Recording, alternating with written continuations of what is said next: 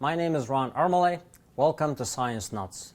Today in this video, you're going to learn all about the cycle of the seasons. Now, seasons have been studied for thousands of years by all cultures. Even the builders of Stonehenge understood the cycle of the seasons. So, why do seasons happen on Earth? If you take a look at any globe, you'll notice that it's always tilted by 23.5 degrees. Now, it is this tilt that causes the seasons. So as the Earth goes around the sun, let's start when the North Pole of the Earth is tilted a little bit toward the sun. Now, of course, the North Pole always points toward the star Polaris, and the North Pole stays pointing at Polaris as the Earth orbits the sun. When the Northern Hemisphere is tilted at the sun, you get more daytime hours. People say that the day length is longer or daytime is longer.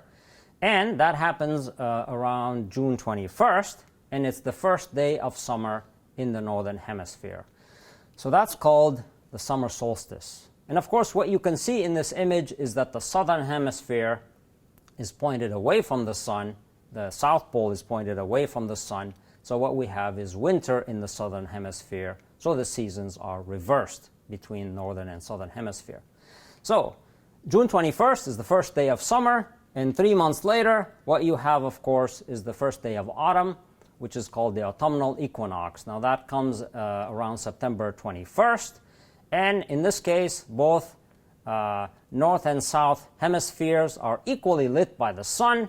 So what you get is 12 hours of daylight, 12 hours of nighttime. So what you have is equal nighttime as daytime. So that's called an equinox in Latin. So that's the autumnal or fall equinox. 3 months later, around December 21st, in the Northern Hemisphere, the Northern Hemisphere is pointed away from the sun, and so you get shorter daytime hours, longer nighttime hours, and on December 21st, you get the longest night of the year, which is the first day of winter in the Northern Hemisphere. And 3 months later, around March 21st, is the vernal equinox. That's when both hemispheres of the Earth are equally lit by the sun, and so what you get is 12 hours of daylight and 12 hours of nighttime. So we call that the vernal equinox, the start of spring in the Northern Hemisphere.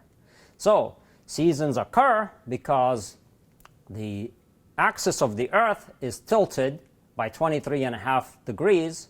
The spin axis of the Earth is tilted from the orbital axis around the sun, and that's the cause of the seasons.